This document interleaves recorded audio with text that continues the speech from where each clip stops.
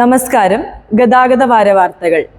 2025 March 1 മുതൽ വാഹനരേഖകളെല്ലാം തന്നെ digital രൂപത്തിൽ മാത്രമായിരിക്കും വകുപ്പ് നൽകുന്നതെന്ന് ട്രാൻസ്പോർട്ട് കമ്മീഷണർ അറിയിച്ചു. വാഹന വായ്പാ വിവരങ്ങൾ പൂർണ്ണമായും ഓൺലൈൻ ആവുകയാണ്. ഇതുമായി ബന്ധപ്പെട്ട് ധനകാര്യ സ്ഥാപനങ്ങൾക്ക് വാഹൻ സോഫ്റ്റ്വെയറിൽ ഓൺലൈൻ രജിസ്ട്രേഷൻ നടത്തുന്നതിന് ട്രാൻസ്പോർട്ട് കമ്മീഷണർ നിർദ്ദേശം നൽകി.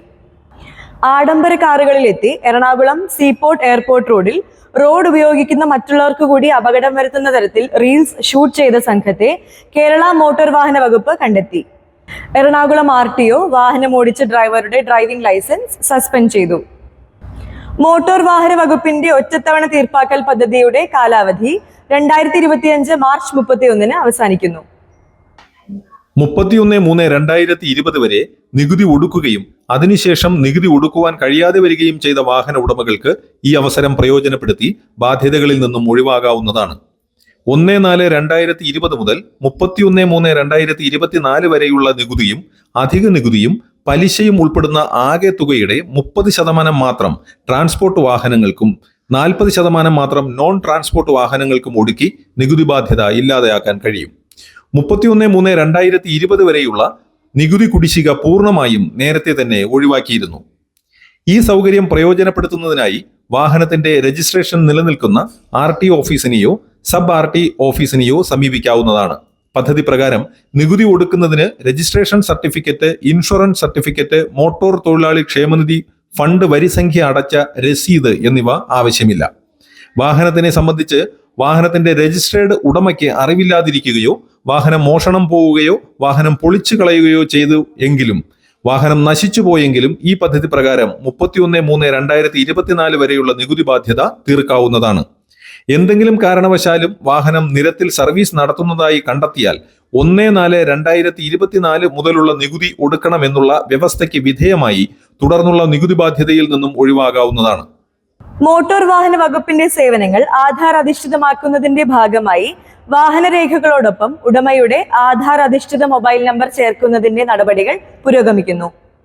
ഉടമകൾക്ക് സ്വന്തം നിലയ്ക്കോ അക്ഷയ ഇ-സേവാ കേന്ദ്രങ്ങളെയോ സമീപിച്ച് മൊബൈൽ നമ്പർ ചേർക്കാവുന്നതാണ്.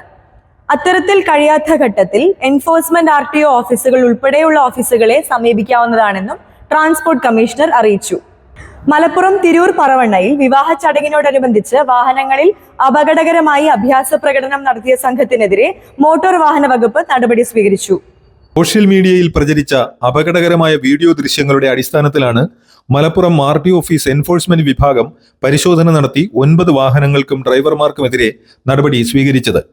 വാഹനത്തിന്റെ ഡോറിലും വാഹനത്തിന് മുകളിലുമായി മറ്റ് റോഡ് ഉപയോക്താക്കൾക്ക് കൂടി അപകടമുണ്ടാക്കുന്ന രീതിയിൽ യുവാക്കൾ സഞ്ചരിച്ച വീഡിയോ ദൃശ്യങ്ങളാണ് സാമൂഹ്യ മാധ്യമങ്ങളിൽ പ്രചരിച്ചിരുന്നത്.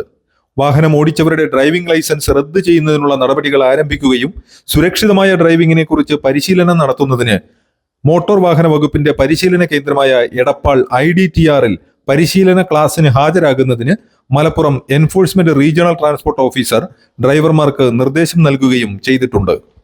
ഇനി കൺവെട്ടം.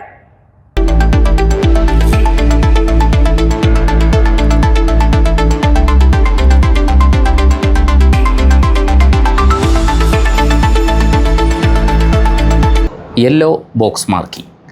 തിരക്കുള്ള ജംഗ്ഷനുകളിൽ തടസ്സം കൂടാതെ വാഹനങ്ങൾക്ക് കടന്നു പോകാനുള്ള സൗകര്യമൊരുക്കുന്നതിനും ട്രാഫിക് തടസ്സങ്ങൾ സ്വയം നിയന്ത്രിക്കുന്നതിനും വേണ്ടി ക്രമീകരിച്ചിരിക്കുന്നതാണ് യെല്ലോ ബോക്സ് അഥവാ മഞ്ഞ നിറത്തിലുള്ള കളങ്ങളോടുകൂടിയ റോഡ് മാർക്കിങ്ങുകൾ.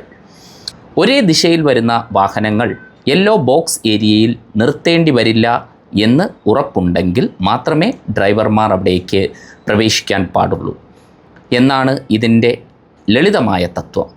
അതായത് ഡ്രൈവർമാർ സ്വയം നിയന്ത്രിച്ച് ട്രാഫിക് തടസ്സം ഒഴിവാക്കുക എന്നതാണ് ഉദ്ദേശിക്കുന്നത്. ഒരു കാരണവശാലും അവിടെ വാഹനം നിർത്താനോ പാർക്ക് ചെയ്യാനോ അനുവാദമില്ല. അങ്ങനെ ചെയ്യുന്നത് ശിക്ഷാർഹവുമാണ്. കേരള മോട്ടോർ വാഹന വകുപ്പിനെ സംബന്ധിച്ച് പ്രധാന വാർത്തകളുമായി ഗതാഗത വാരവാർത്തകൾ ഇനി അടുത്ത ആഴ്ച.